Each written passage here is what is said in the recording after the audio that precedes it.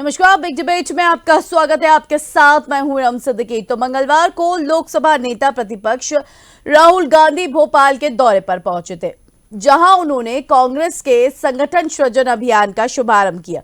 राहुल गांधी जब कार्यकर्ताओं को संबोधित कर रहे थे, तब उन्होंने प्रधानमंत्री नरेंद्र मोदी पर निशाना साधा और सीज फायर पर सवाल खड़े किए। राहुल के बयान पर अब सियासत तेज हो गई है। बीजेपी ने राहुल गांधी के बयान पर कड़ी आपत्ति जताई है। साथ ही सीएम डॉक्टर मोहन यादव ने भी राहुल पर निशाना साधा है। वहीं बीजेपी के राष्ट्रीय अध्यक्ष जेपी नड्डा ने भी राहुल और कांग्रेस पर बड़ा हमला बोला है। पहले देखिए हमारी ये खास रिपोर्ट, राहुल का बयान सियासी घमासान।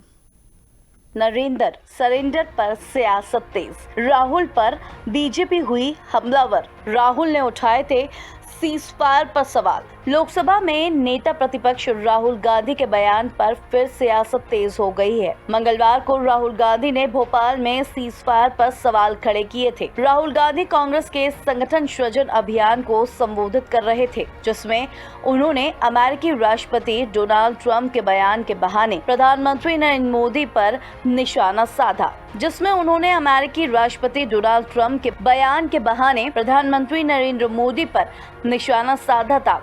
आखिर क्या कुछ कहा था राहुल गांधी ने, पहले आपको सुनवाते हैं। उधर से ट्रंप ने एक इशारा किया,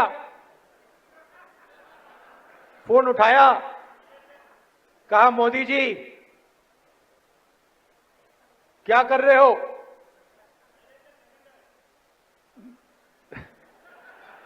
नरेंद्र सरेंडर, और जी हजूर करके नरेंद्र मोदी जी ने ट्रंप के इशारे का पालन किया। राष्ट्रपति ट्रंप 12 बार दोहरा चुके हैं कि मेरे वजह से युद्ध विराम हुआ है। अब राहुल गांधी के इस बयान पर सियासत भी गर्मा गई है। बीजेपी राहुल गांधी पर हमलावर है। बीजेपी प्रदेश अध्यक्ष बी डी शर्मा ने राहुल गांधी से सवाल पूछते हुए कहा है कि कांग्रेस पहले ये बताए कि उसने लोकतंत्र का गला क्यों घोटा था। वहीं सीएम डॉक्टर मोहन यादव ने भी राहुल गांधी पर निशाना साधा और कहा कि राहुल गांधी खुद अपनी इज्जत खराब करते हैं। अपने बयान के लिए राहुल गांधी को माफी मांगना चाहिए। ऑपरेशन सिंदूर की सफलता की घोषणा सेना ने की है, भारत सरकार ने नहीं की है। भारतीय जनता पार्टी के किसी प्रवक्ता ने नहीं की है। जैसे आपके प्रवक्ता अब अचानक सोकर जागने लगे, अपने जमाने क्या क्या बातें बोले, तो मैं पूछना चाहता हूं, आपने सरेंडर शब्द यूज करके सेना का अपमान किया है या नहीं? क्योंकि सीधे सीधे जब आपने सेना के बयान को सरेंडर से तुलना किया है, इसका मतलब भारत और भारत की सेना का सर झुकाने का वो काम और इसके लिए वो शब्द जो पाकिस्तान की सेना, पाकिस्तान के आतंकवादी संगठन और यूएन सिक्योरिटी काउंसिल के द्वारा डिजिग्नेटेड आतंकवादी जैसे मौलाना मसूद अजहर और हाफिज सईद भी नहीं बन कर पाए हैं, तो आप क्यों उनके मुहाफिज बनने की कोशिश कर रहे हैं? दुर्भाग्यपूर्ण, दुर्भाग्यजनक। और वास्तव में राहुल गांधी जी के ये बयान और राहुल गांधी जी स्वयं देश विरोधी गतिविधियों में हमेशा सबसे आगे दिखाई देते हैं। जब जब भी देश पर कोई संकट आया है या देश के सामने चुनौतियां आई हैं, राहुल गांधी ने हमेशा ही देश विरोधी बयानों के माध्यम से दुश्मन देशों को और जो देश भारत का भला नहीं चाहते उनको राहत पहुंचाने और लाभ देने की कोशिश की है। निश्चित रूप से ये देश विरोधी और राष्ट्र विरोधी है। 25 जून देश का वो काला अध्याय, देश का वो काला दिन कि जिस दिन इंदिरा गांधी ने इस देश के अंदर इमरजेंसी लगाई थी, लोकतंत्र की हत्या की थी। मैं तो पूछना चाहता हूं राहुल गांधी, आज आप मध्य प्रदेश के अंदर भोपाल में आप पधारे हैं। 25 जून को देश के अंदर लोकतंत्र की हत्या इंदिरा गांधी ने की थी, कांग्रेस ने लोकतंत्र का गला घोंटा था। क्या इसका जवाब देश की जनता राहुल गांधी जी आपसे पूछना चाहती है? आप भोपाल में आए हैं तो मुझे लगता है कि इसका जवाब आज जरूर देंगे। बड़े दुर्भाग्य के साथ कहना पड़ रहा है कि नेता प्रतिपक्ष मर्यादा छोड़ करके जिस भाव से बोलते हैं वो न केवल उनकी इज्जत खराब करते हैं बल्कि पूरे देश की संस्कार के भी विरुद्ध बात करते हैं।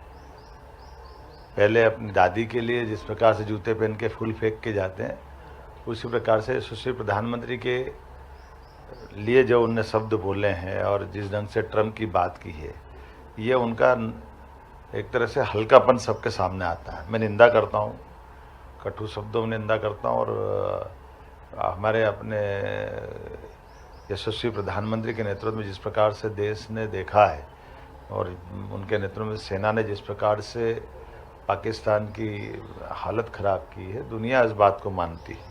उनके दल के सांसद दुनिया में जा कर के बात कर रहे हैं, और वो नादान तरह की बात करके अपने एक मर्यादा होती है नेता प्रतिपक्ष की, बहुत गरिमापूर्ण पद है, लेकिन इतने बड़े व्यक्तित्व के सामने वो जिस भाषा का उपयोग कर रहे हैं माननीय मोदी जी के लेकर के, मैं मन में सच में मेरे मन में तो बड़ी निराशा भी है। और ये हमारे प्रदेश में तो ऐसी बातों को कोई बर्दाश्त नहीं करता है, पूरा देश बर्दाश्त नहीं करता है। इसमें पुनः आपके माध्यम से अपील करूँगा कि राहुल को माफ़ी मांगना चाहिए। इसीलिए तो फिर पप्पू कहते हैं, उनके अपने व्यवहार की जो भाव है वो भाव ही बताते हैं कि वो अभी कब मैच्योर होंगे, कब परिपक्व होंगे।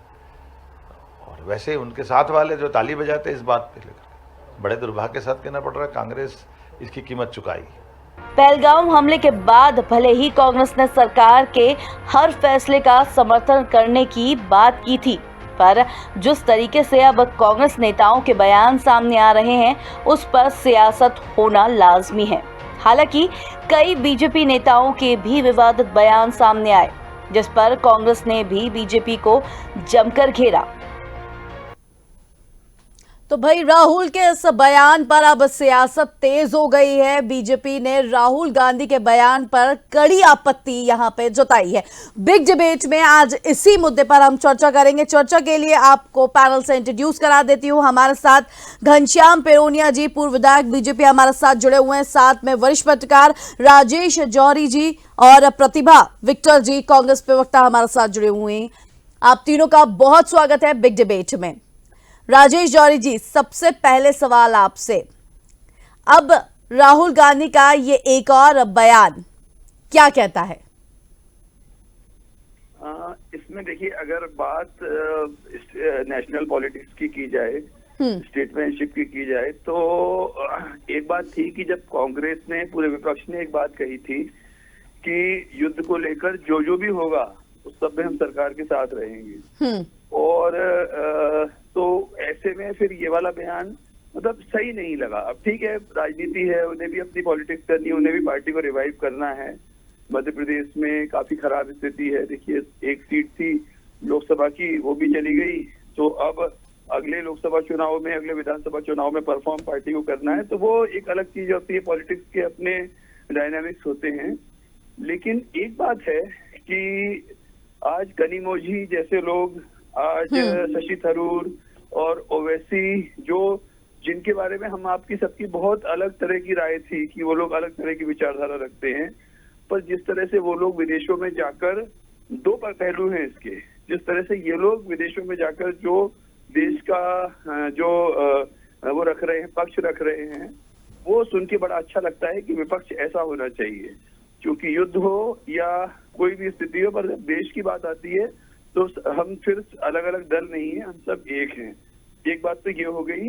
लेकिन इसमें ये कहा जा सकता है कि इन लोगों को, चूंकि भारतीय जनता पार्टी की सरकार ने या एनडीए की सरकार ने इनको उस दल में ले लिया, इसलिए ये बीजेपी की भाषा बोल रहे हैं।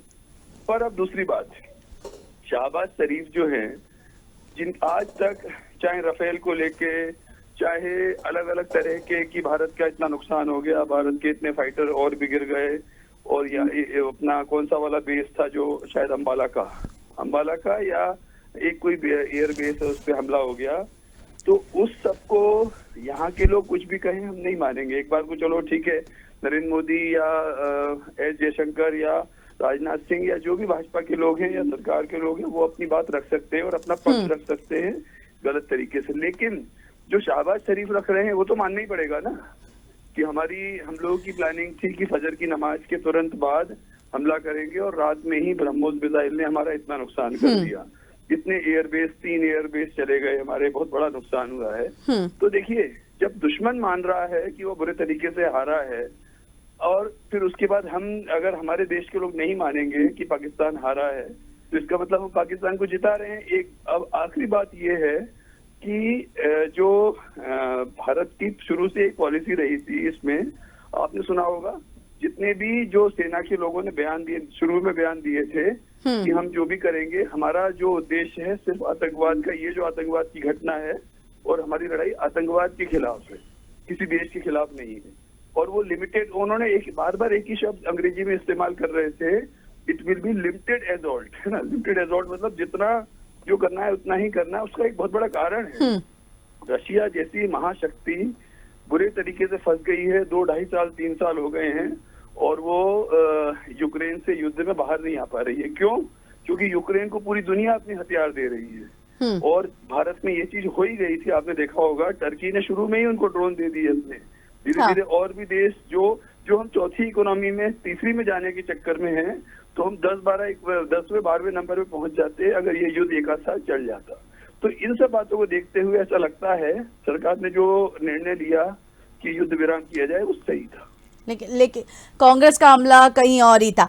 चलिए, मैं प्रतिभा जी की तरफ रुख करूंगी, लेकिन घनश्याम जी आपसे सवाल लूंगी इस बयान पर, क्या कहेंगे आप? क्योंकि लगातार बीजेपी हमलावर है। जेपी नड्डा ने भी कहा है कि देशद्रोह, जिस तरीके से सीएम डॉक्टर मोहन यादव ने भी कई अहम बयान इस पे दिए हैं। नहीं, देखिए, ये बिल्कुल सही है कि नरेंद्र मोदी जी के नेतृत्व में आज भारत एक सशक्त भारत के रूप में, एक शक्तिशाली भारत के रूप में, एक वैभव संपन्न भारत के रूप में उभर करके खड़ा हुआ है। और पूरी दुनिया भारत का लोहा ये मान चुकी है। आतंकवादियों ने जिस प्रकार से हमारे निहत्थे लोगों पर हमला किया, और उसका जवाब हिंदुस्तान की सेना ने घर में घुसकर आतंकवादियों के अड्डों को नेस्तनाबूद करके दिया है। ये सबको विदित है, और इसलिए हमको हमारी सेना पर गर्व होना चाहिए। और हम सब लोग, हमारा जो भारत का नाम है और उसको कैसा ऊंचा कर सकते हैं, इस हेतु हम सबका दायित्व ही है समय समय पर विरोधी पार्टी या अन्य अन्य प्रकार के वक्तव्य देकर कहीं ना कहीं इस प्रकार का वक्तव्य देते हैं। मुझे लगता है वो ठीक नहीं है। देश सबका है, और इसलिए ट्रंप के बयान को जी कि कैसे वो ये हो गया वो हो गया, मैं समझता हूँ इस प्रकार के बातों से बचने की आवश्यकता भी रहना चाहिए।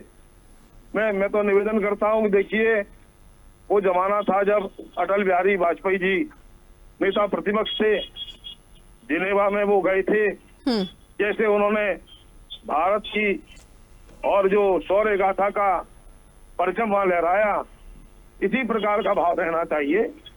और आप निश्चिंत रहें, नरेंद्र मोदी जी के नेतृत्व में उन्होंने फिर कहा है कि अगर कोई आंख उठाएगा, उसका जवाब हिंदुस्तान की सेना देने को पुनः तैयार रहेगी।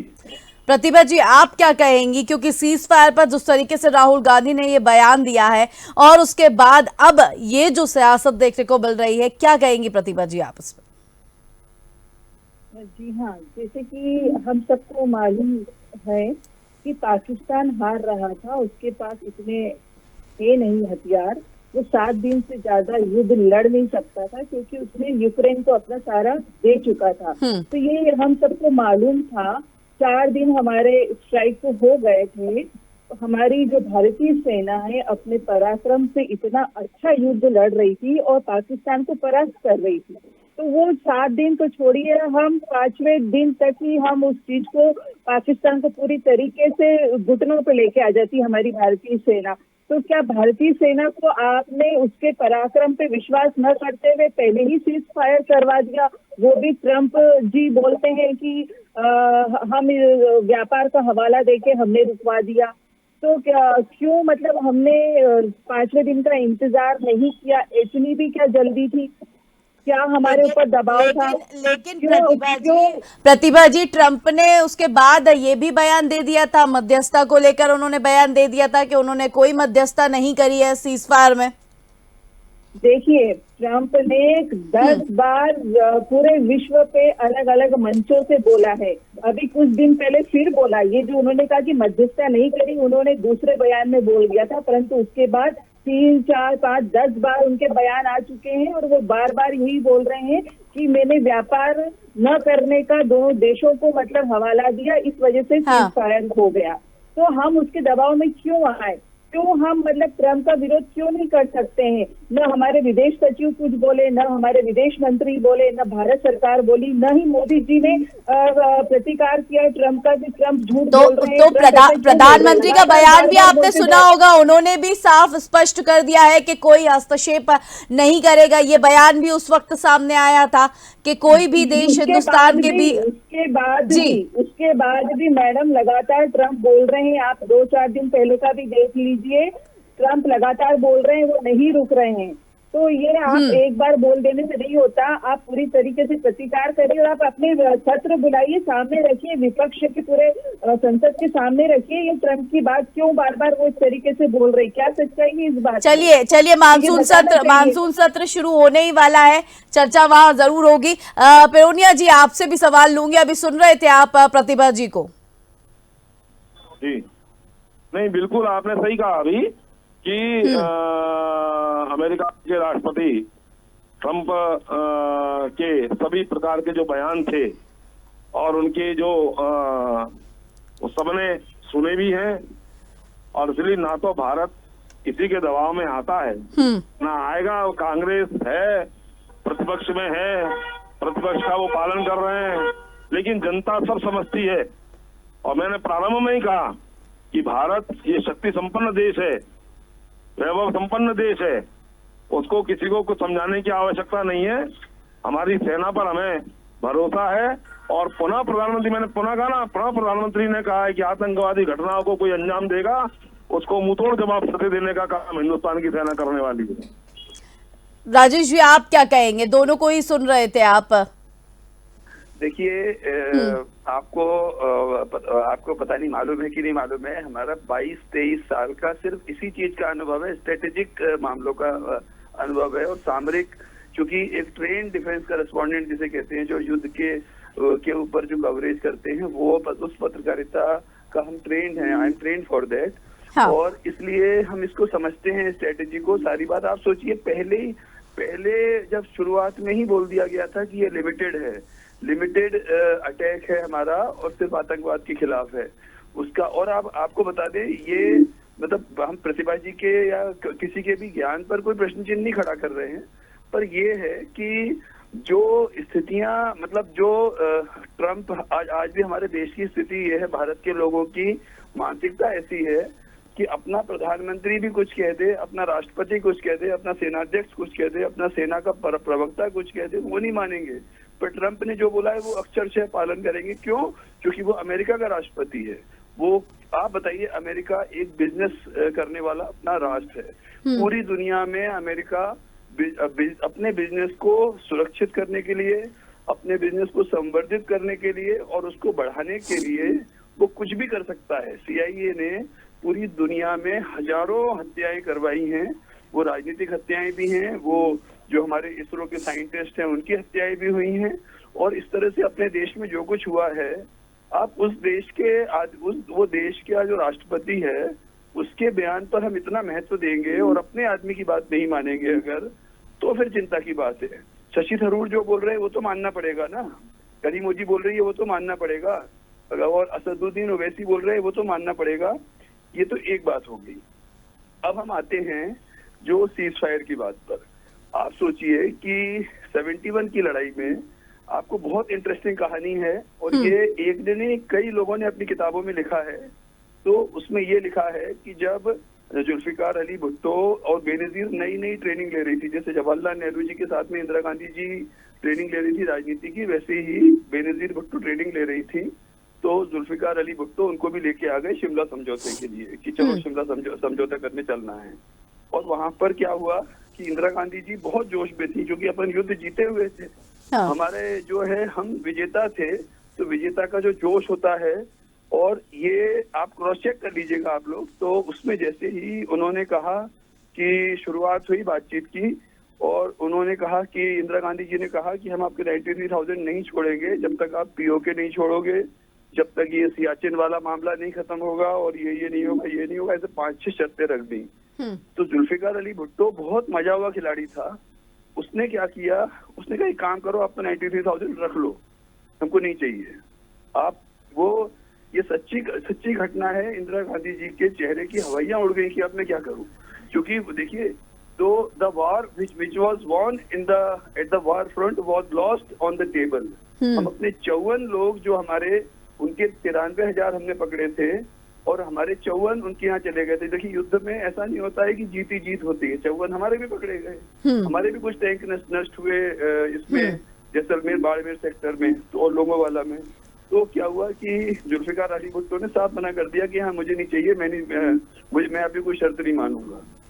तब क्या उस समय ये स्थिति हुई डिप्लोमेसी की कि फिर उनको 93,000 भी दे दिए हमने, ना पीओके लिया और ना कोई भी शर्त नहीं ले पाए, इवन में 54 नहीं ले पाए, तो सब जेल में मर गए, उनकी डेथ हो गई, मरना तो सॉरी, लेकिन वो बेचारे सब वही शहीद हो गए जेलों में, और उनको ला नहीं पाए हम।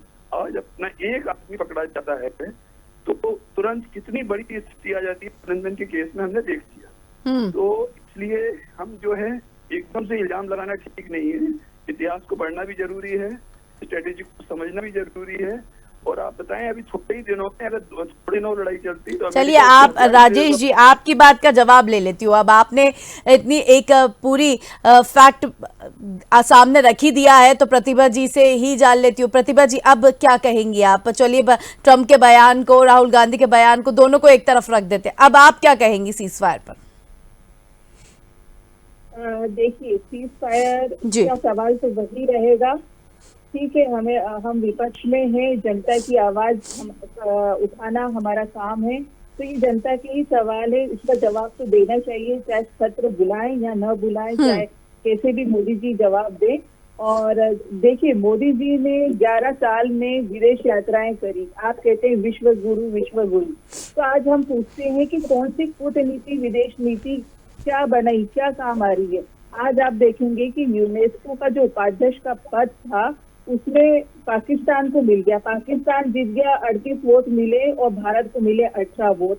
जबकि आतंकवादी समर्थक देश है पाकिस्तान, वो उसको क्या आतंकवाद निरोधक समिति का उपाध्यक्ष बना दिया वर्ल्ड बैंक द्वारा उसको 3,32,000 करोड़ रुपए दिए जा रहे हैं। मतलब $40 बिलियन।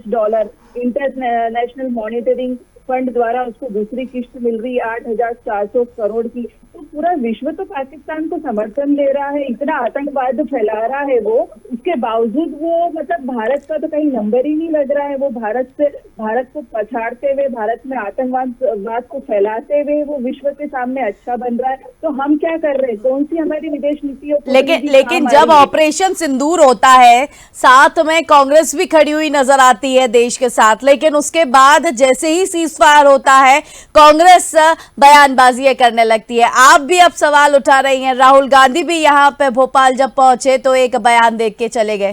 जी हाँ, सवाल तो उठेंगे। जब आप ऑपरेशन कर रहे थे, स्ट्राइक कर रहे थे, तो लेकिन एक बात तो समझनी पड़ेगी प्रतिभा जी कि ये सवाल सेना के शौर्य पर है या फिर सरकार पर? जी नहीं, सेना के शौर्य पे कैसे आप सवाल उठा सकते हैं? एक सेना ही तो है, तो जाके बॉर्डर पे वो लड़ती है पूरे पराक्रम के साथ। चलिए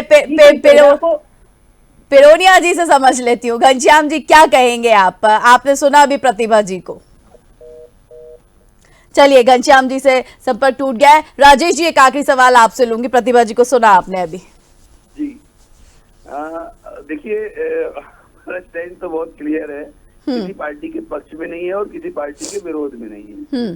जब हम 1965 की लड़ाई का सारा श्रेय लाल बहादुर शास्त्री जी को देते हैं, 1971 की लड़ाई का सारा श्रेय इंदिरा गांधी जी को देते हैं, और तो फिर जो ये वाला युद्ध और कारगिल में जो गड़बड़ हुई, जो भी देखिए कारगिल को हम जीत नहीं माना जा सकता, हमारा जो नुकसान हुआ है, जो भी पॉलिसी अपनी थी गलत हुई थी, और उस समय जो नुकसान हुआ, आज भी जो है क्रिटिक्स से ये बोलते हैं कि अटल गवर्नमेंट ने उस तरह का डिसीजन नहीं लिया जैसा मोदी लेते हैं, क्योंकि हमारी सेना उस तरफ नहीं जा पाई। हमारी एयरफोर्स अगर पहाड़ी के टाइगर हिल के उस तरफ चली जाती तो युद्ध की स्थिति कुछ और होती।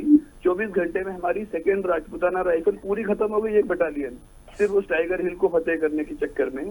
तो आज जो है फिर ये ऑपरेशन सिंदूर या बालाकोट या फिर उरी के बाद का जो भी कुछ हुआ है, उसका श्रेय इस प्रधानमंत्री को क्यों ना मिले। एक बात और छोटी सी बात है कि जब 47 में विभाजन के समय जो कुछ स्थितियां बन रही थी, लाखों हिंदू मारे गए थे, आज भी मोहनदास करमचंद गांधी जी को और जवाहरलाल नेहरू जी को उसके लिए जिम्मेदार माना जाता है। 48 के युद्ध में जो कुछ हुआ हमारे साथ, और सेना जो है मतलब पाकिस्तान के कबायली जो है वो अपने अंदर तक आ गए थे, बारामूला तक आ गए थे, और काफी नुकसान हुआ था। और उसी दौरान पीओके गिलगिट बाल्टिस्तान चला गया। आज भी भाजपा है, संघ है, वो कभी भी नेहरू जी को क्रिटिसाइज करने से पीछे नहीं हटते हैं। तो देखिए, जो उस समय सरकार का हेड होगा, अच्छा होगा तो उसको अच्छा प्रतिसाद मिलेगा, और कुछ गड़बड़ होगी तो उसको गड़बड़ सुनना ही पड़ेगा।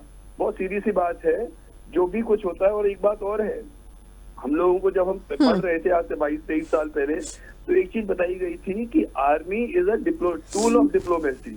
फौज कोई अपने आप में संगठन एक अलग बात होती है, पर डिप्लोमेसी का एक टूल होता है। हम जितने चाणक्य ने भी कहा है, एक मजबूत सेना रहेगी, भले ही वो युद्ध लड़े या न लड़े, तो अपने आप देश सुरक्षित रहेगा और देश संपन्न होगा। तो इसलिए आर्मी को डिप्लोमेटिक टूल के तौर पर कौन इस्तेमाल करेगा? सरकार करेगी इस्तेमाल। ये है मेन जो पूरा लब्बो लबाब ये है। चलिए, बहुत शुक्रिया राजेश जी, प्रतिभा जी आपका भी बहुत शुक्रिया, घनश्याम पेहुनिया जी आपका भी बहुत शुक्रिया। तो बीजेपी ने राहुल गांधी के बयान पर कड़ी आपत्ति जताई है, साथ ही सीएम डॉक्टर मोहन यादव ने भी राहुल पर निशाना साधा। वहीं बीजेपी के राष्ट्रीय अध्यक्ष जेपी नड्डा ने भी राहुल और कांग्रेस पर बड़ा हमला बोला है।